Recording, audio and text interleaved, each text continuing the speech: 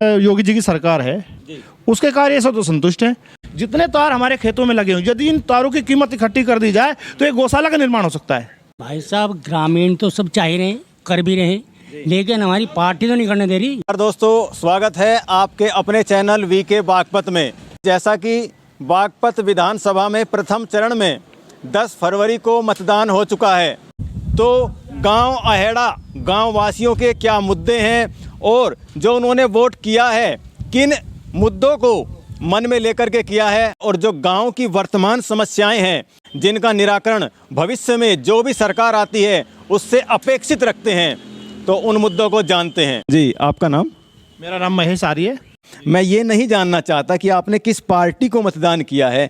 मेरा प्रश्न यह है कि क्या जो विगत सरकार थी, क्या आप उनके कार्यों से संतुष्ट हैं? जी, जो अब पिछली बार योगी जी की सरकार है उसके कार्य से तो संतुष्ट हैं, बाकी उससे पहले जो सरकारें थी उनसे संतुष्ट नहीं थे। तो सरकार ने अच्छे कार्य कुछ किए होंगे आपके गांव को लेकर के। मैं ज़मीनी स्तर पर बात करना चाहता हूं कि आपके गांव में क्या विकास कार्य मौजूदा जो सरकार रही है, विगत सरकार रही है, उसने क्या कुछ ऐसे काम आप गिनाएंगे?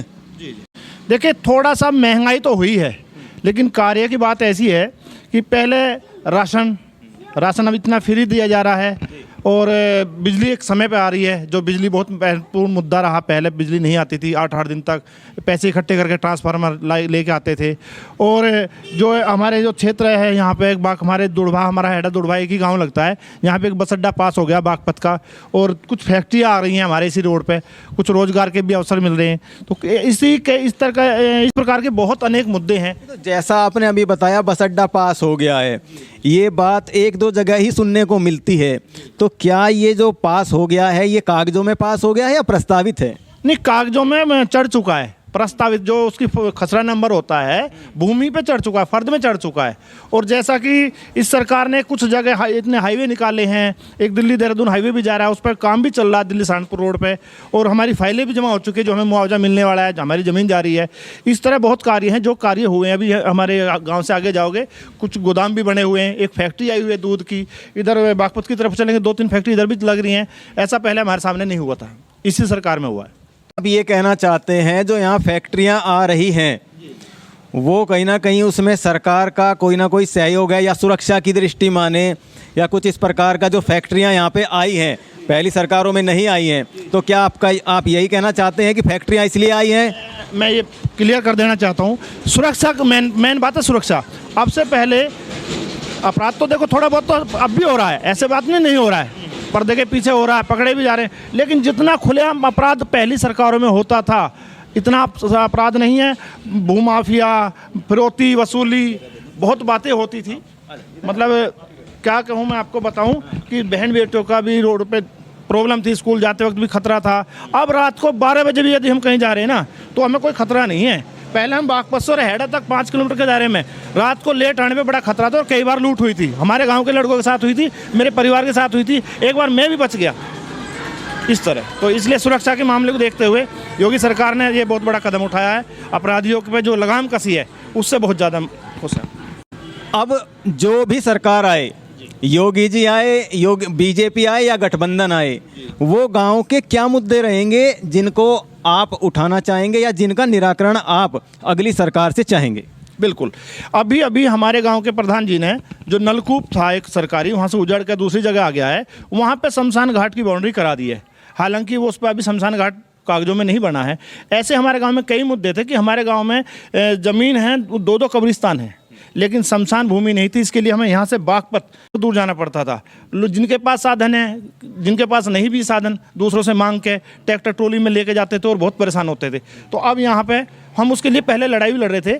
तो हम चाहेंगे कि नया जो सरकार आए वो हमारे इन मुद्दों पे ध्यान दे। एक तो हमारे यहाँ पे बच्चों का स्कूल है, यहाँ पे ये चाहते हैं 10वीं तक हो चुका, हम चाहते हैं 12वीं तक हो जाए। कौन सा स्कूल 10वीं तक हो चुका है? ये प्राइमरी पाठशाला थी पहले, और यहाँ पे सरकारी स्कूल है, वो 10वीं तक हो चुका है। जो यहाँ पर कक्षा 8 तक का उच्च प्राथमिक विद्यालय था, जो कि मेरी जानकारी में है, उच्च प्राथमिक था कक्षा 8 तक, तो क्या वो अब हाई स्कूल तक हो गया? हाई स्कूल तक हो गया है लड़का लड़कियों का स्कूल है वो, सरकारी स्कूल हाई स्कूल तक हो गया है, और हम चाहेंगे वो 12वीं तक हो जाए। और भी बहुत हैं। हमारे गांव में पानी की टंकी प्रस्तावित हुई है, पानी की टंकी की व्यवस्था हुई है, राशन टाइम पे मिल रहा है। तो हम चाहते हैं कि आने वाली जो भी सरकार है, हालांकि अगर आप मेरे से व्यक्तिगत पूछेंगे तो मैं तो सीधी सी कहूँगा बाबा जी की सरकार आएगी, योगी जी की। लेकिन देखो, कोई भी सरकार आ सकती है, तो उन सरकारों से हमारी यही उम्मीद है कि वो हमारे गाँव के लिए विशेष रूप से शिक्षा पे, स्वास्थ्य पे, इन पर विशेष ध्यान दें। तो आर्य जी आप क्या करते हैं? मैं पहले तो जी बहुत काम करता था, मैं ड्राइवर भी था, फिर पीएसओ भी बन गया था। अब तो मैं अपनी खेती करता हूँ जी। किसान हैं, आज की डेट में आप किसान हैं। तो किसानों की एक बहुत बड़ी समस्या आ रही है कि खेतों में जो है पशु घूमते हैं, आवारा पशु घूमते हैं। दूसरी बात, महंगाई को लेकर के किसान काफ़ी परेशान रहते हैं। भारतीय किसान यूनियन कई बार मुद्दे उठाती है कि पिछली सरकारों ने गन्ने का पेमेंट ज़्यादा बढ़ाया, ये सरकार कम बढ़ा रही है। और खाद बीज बहुत महंगा, बिजली के वे लगा दिए हैं, मीटर लगा दिए हैं ट्यूबवेल पर, कुछ ऐसी चीज़ें हैं। इनके बारे में क्या कहें? आप एक ही सवाल में कई सवाल जोड़ देते हैं। हाँ। आपने उसमें पशुओं का भी जोड़, सवाल इतने हैं, सवाल इतने, ठीक है, ओके, एक एक करके सवाल पूछते हैं, एक एक करके पूछते हैं। मैं दे रहा हूँ आपको जवाब। पहला सवाल आपका था पशुओं का। आवारा पशु बोलते हैं जिन्हें हम, आवारा पशु नहीं है, वो निराश्रित गोवंश हैं। और वो योगी जी ने, मोदी जी ने नहीं छोड़े, वो हम नहीं छोड़े, हम ही लोग छोड़ने वाले हैं, और वो हमारी वजह से वो बढ़ रहे हैं। तो कहीं ना कहीं आप एक किसान के रूप में जिम्मेदारी लेंगे। हाँ, कि उसके लिए जिम्मेदार आप हैं, ना कि सरकार। बिल्कुल बिल्कुल, किसान जिम्मेदार है। और किसान होने के नाते मैं जिम्मेदार लेता हूँ, हम जिम्मेदार हैं कि हम उनको दूध पीते हैं और छोड़ देते हैं। और फिर हम अपने खेतों के चारों तरफ उनकी रक्षा के लिए हजारों रुपए के हम तार, ब्लेड वाले तार लगाते हैं। जितने तार हमारे खेतों में लगे हुए, यदि इन तारों की कीमत इकट्ठी कर दी जाए तो एक गौशाला का निर्माण हो सकता है। और उसके लिए हमने एक बार प्रयास किया था, कई गांवों से हमने नंबर लिए, सबके मीटिंग भी की इसी जगह जहां बैठे हो। लेकिन क्या हुआ, हमारे सहयोग कुछ लोग नहीं कर पाए। कुछ अड़ोस पड़ोस के गांव तो सहयोग तैयार हो गए, हमारे गांव से कुछ लोग सहयोग नहीं कर पाए, क्योंकि हमारे गांव में राजनीतिक लोग ज़्यादा हैं। आइए, यहाँ पर कुछ और ग्रामीण बैठे हैं, बड़े बुजुर्ग बैठे हैं, उनसे जानते हैं कि सरकार चाहे जो भी आए, गाँव के क्या मुद्दे रहेंगे, किन मुद्दों पर वो चाहेंगे कि आने वाली सरकार, चाहे वो गठबंधन की सरकार हो, चाहे वो बीजेपी की सरकार हो, क्या ऐसे विषय हैं गांव के जिन पर ग्रामीण काम चाहेंगे। जी, आप कुछ कहेंगे? भाई साहब, ग्रामीण तो सब चाह रहे हैं, कर भी रहे हैं, लेकिन हमारी पार्टी तो नहीं करने दे रही। हमारी पार्टी इधर से उधर भटकाने की कोशिश करती है उन्हें। बताओ, गन्ने के लिए कौन सा भुगतान नहीं किया? पशुओं के लिए गौशाला नहीं बनवाई क्या? किसानों को जो है 2000 रुपये उनके खाते में आ रहे, नहीं आ रहे क्या? जबकि पहले आते थे, कोई आदमी उन्हें जो इधर उधर से जाता, आधा पैसा आता था, अब डायरेक्ट उनके खाते में आ रहा। क्या ये बुरी सरकार है क्या? भाजपा सरकार बुरी नहीं है, लेकिन इनमें जो गठबंधन हो गए, इधर उधर से जा रहे हैं भटकाने वाले, वो इन्हें परेशान करते हैं।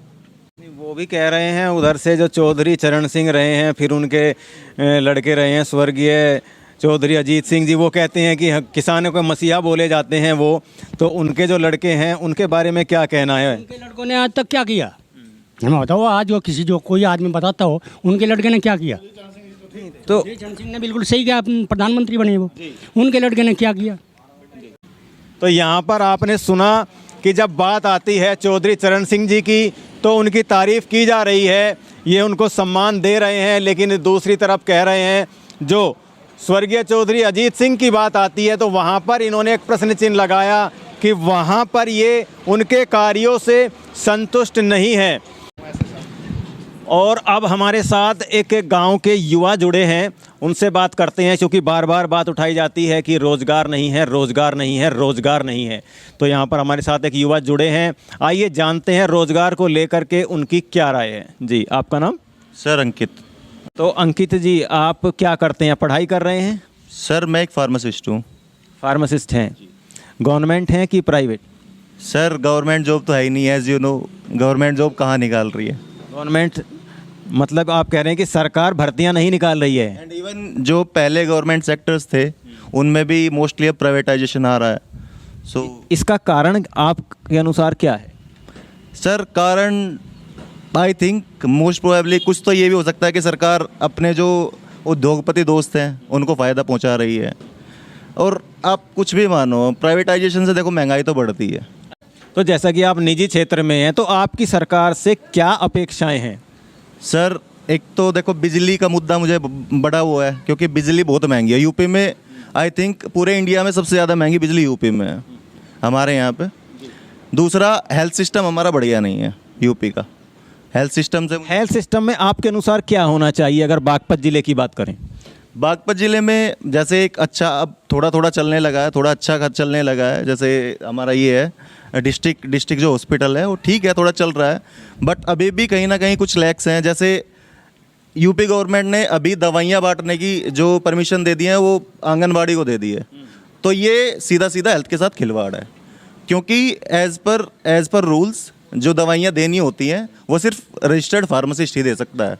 लेकिन गवर्नमेंट के ये कदम कहीं ना कहीं जो पब्लिक है उसको नुकसान पहुंचाएगी। यानी कि इसका दुरुपयोग होने की भी संभावना है? बहुत ज़्यादा होगा, कंफर्म होगा, आप देख लीजिए। और क्या कहना चाहेंगे आप, जो आगे जो भी सरकार आए, मैं ये नहीं कह रहा हूँ कि वो सरकार आए, ये जो भी सरकार आए सत्ता में, उससे आप अपने गांव के लिए क्या मांगना चाहेंगे, क्या प्रार्थना करना चाहेंगे? क्या आपका अधिकार है, मांगेंगे ना, आपका अधिकार है अपनी बात रखना। अधिकार में तो ये है, एक तो जॉब्स, मतलब जो बेरोजगारी बढ़ रही है उसको थोड़ा कंट्रोल में लाया जाए, यानी कि भर्तियां निकाली जाए, वो सिंपल सी बात है। थोड़ा बिजली से थोड़े लोग ज़्यादा परेशान हैं, मतलब बिल्स आप ये मान लो 80-80 हज़ार रुपए के, 1 लाख रुपए आ रहे हैं। क्योंकि कृषि प्रधान जिला है तो सारा कुछ कृषि पर डिपेंड है, तो किसान परेशान है। कृषि जो बिजली का बिल ये बात आ गई है निकल करके कि कहीं ना कहीं जो बार बार बात कही जा रही है कि हरियाणा में बिजली सस्ती है और यूपी में बहुत महंगी है, ये बात जगह जगह सुनने को मिलती है।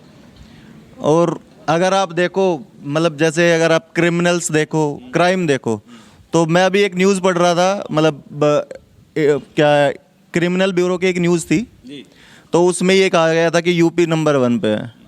तो मतलब मैं तो समझ नहीं पा रहा हूँ कि यूपी गवर्नमेंट कह रही है कि हमने सारे दंगाइयों को भगा दिया है, या तो फिर क्रिमिनल ब्यूरो झूठा है या फिर उत्तर प्रदेश गवर्नमेंट झूठी है। तो मेरे को यही समझ नहीं आता कि मतलब गवर्नमेंट क्या चाहती है या क्रिमिनल ब्यूरो को। आपको अपने व्यक्तिगत स्तर पर, आप अखबार पढ़ते हैं, अखबारों में सब घटनाएं दर्ज होती हैं, चाहे किसी भी क्षेत्र की घटना हो, वो चोरी की हो, रेप की हो या अन्य चीज़ें, तो आपका अपना व्यक्तिगत राय क्या है? क्राइम कम हुआ है कि बढ़ा है? नहीं, कहीं ना कहीं कम तो हुआ है, ये तो देखो मैं भी मानता हूँ, कहीं ना कहीं कम तो हुआ है।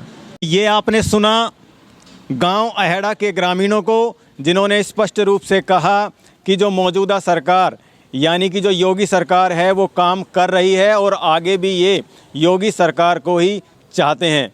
आगे की अपडेट के लिए बने रहिए आपके अपने चैनल वीके बागपत पर, क्योंकि अभी बहुत कुछ बाकी है।